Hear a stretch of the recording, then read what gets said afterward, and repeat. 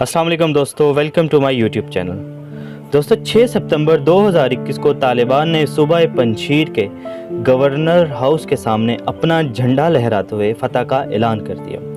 गोया अभी तालिबान पूरे पंजशीर पर काबिज नहीं हो सके। तालिबान को अभी भी NRF जो कि दम तोड़ चुकी है की तरफ से मुज़ाहमत का सामना करना पड़ रहा है, लेकिन ये मुज़ाहमत भी ना होने के बराबर है। तालिबान जल्द ही इस मुज़ाहमत का भी ख़ात्मा कर देंगे और इनको इसमें ज़्यादा वक्त भी नहीं लगेगा। तालिबान की हुकूमत में आखिरी रुकावट भी जल्द ख़त्म हो जाएगी। पहली बार होगा कि जब तालिबान पूरे अफ़गानिस्तान के हाकिम बन जाएंगे। अब सवाल ये पैदा होता है कि ये सब मुमकिन कैसे हो सका।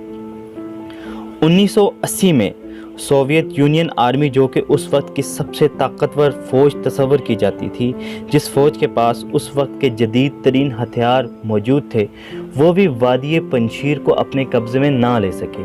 दोस्तों 1996 में इन्हीं तालिबान ने मुल्ला उमर की क़यादत में कई बार वादी पर हमले किए। वादी को अपने कब्ज़े में लेने के लिए जी जान की कोशिशें की, लेकिन वादी पंजशीर ने अपनी खुद मुख्तार हैसियत बरकरार रखी। लेकिन इस बार ऐसा क्या हुआ कि ये वादी पंजशीर खाने के टेबल पर पड़ी प्लेट की तरह तालिबान के कब्ज़े में आ गई।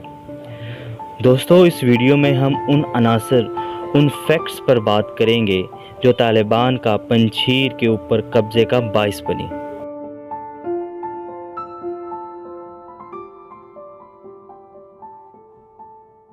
दोस्तों 1980 से लेकर 1996 के नॉर्दर्न अलायंस और अब के नॉर्दर्न अलायंस में बहुत फ़र्क है, और इस फ़र्क की वजह एक बहुत मजबूत क़यादत है। दोस्तों इस क़यादत का नाम है अहमद शाह मसूद। अहमद शाह मसूद को लायन ऑफ पंजशीर भी कहा जाता है। ये उस वक्त मंजरे आम पर आए जब 1980 में अहमद शाह मसूद ने NRF की क़यादत करते हुए सोवियत आर्मी को वादी पंजशीर में घुसने से रोका। इन्हीं की क़यादत में ये वादी 1996 में तालिबान के हाथों से भी दूर रही। ये भी एक फैक्ट है कि अहमद शाह मसूद और उनके जंगजुओं को यूरोपीय यूनियन और अमेरिका की फंडिंग हासिल थी।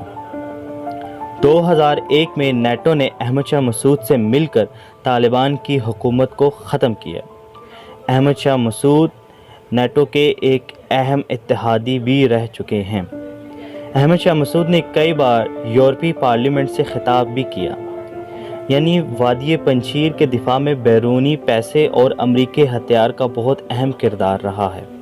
दोस्तों 9/11 हमलों से 2 दिन कबल ही 2 सहाफ़ी अहमद शाह मसूद का इंटरव्यू लेने आए।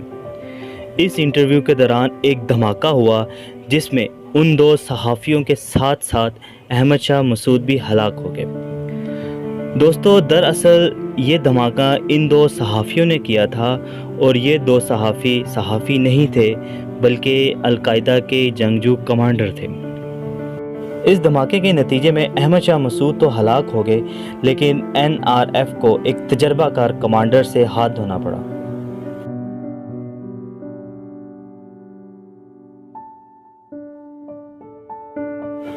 दोस्तों अमेरिका और उसके इत्तेहादी बग़ैर किसी मफाद से किसी की मदद नहीं करते। यही सूरत हाल पंजशीर के साथ भी हुई। 1980 में जब सोवियत यूनियन के ख़िलाफ़ अमेरिका को अहमद शाह मसूद की मदद चाहिए थी, तब अमेरिका ने दिल खोलकर अहमद शाह मसूद की फ़ोर्सेस को पैसा और असला दिया। यही मदद जब तालिबान की हुकूमत गिराने में चाहिए थी, तब भी अमेरिका ने दिल खोलकर NRF को असला और पैसा दिया। लेकिन अब अमेरिका ऐसा क्यों करेगा? जिसके ख़िलाफ़ अमेरिका अहमद शाह मसूद की फ़ोर्सेस को सपोर्ट कर रहा था, यानी कि तालिबान, अब तो वो अमेरिका के बहुत अच्छे दोस्त हो चुके हैं। अब उनके ख़िलाफ़ अमेरिका ने जो जंग छेड़ी हुई थी उसका तो ख़ात्मा हो चुका है। तो अब अमेरिका के पास कोई जवाज़ नहीं बचता कि वो अहमद शाह मसूद की फ़ोर्सेस को सपोर्ट कर सके। और दोस्तों NRF बैरूनी इमदाद के ऊपर टिकी हुई थी। अगर NRF को बैरूनी इमदाद हासिल ना हो तो वो ज़ाहिर है कमज़ोर ही होगी।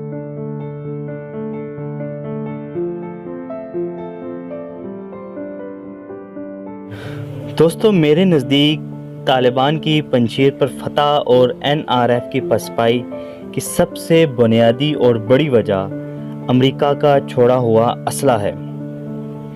دوستو، انٹرنیشنل میڈیا کے مطابق امریکہ اور اس کے اتحادی جب افغانستان چھوڑ کر گئے تو اپنے پیچھے $80 بلین کا اسلحہ چھوڑ کے گئے۔ ظاہر ہے یہ اسلحہ اب طالبان کے کنٹرول میں ہے اور یہ ضرور NRF کے خلاف استعمال ہو رہا ہوگا۔ دوستو، یہ اسلحہ کوئی عام اسلحہ نہیں، یہ دنیا کا بہترین اور اپ ڈیٹڈ اسلحہ ہے جو کہ ایک پوری طاقتور فوج کھڑی کر سکتا ہے۔ اگر اسلحے پر نظر دہرائی جائے تو 100 سے زائد up to dated helicopters جس میں Mi-17 helicopters, Black Hawk helicopters موجود ہیں۔ اگر گنز کی بات کی جائے تو 64,000 سے زیادہ مشین گنز، 3 لاکھ سے زیادہ اسالٹ رائفلز، 1 لاکھ سے زیادہ پسٹلز اور 176 کے قریب توپیں اب طالبان کے زیر استعمال ہیں۔ اس کے ساتھ ساتھ 1,62,000 واقی ٹوکی بھی طالبان کے قبضے میں ہے۔ یہاں تک کہ 1600 کے قریب نائٹ ویژن گوگلز بھی طالبان کے پاس موجود ہے۔ اب اگر ایئر کرافٹ کی بات کی جائے تو طالبان کے پاس 3 C-130 23 چھوٹے فائٹر جیٹ موجود ہیں۔ وہیکلز کی بات کی جائے تو 3,000 کے قریب مختلف وار وہیکلز اور ٹینکس طالبان کے زیر استعمال ہے۔ دوستو، یہ تمام اسلحہ 4th جنریشن کا اسلحہ ہے۔ یہ طالبان کو مزید طاقتور اور NRF کو مزید کمزور بناتا جا رہا ہے۔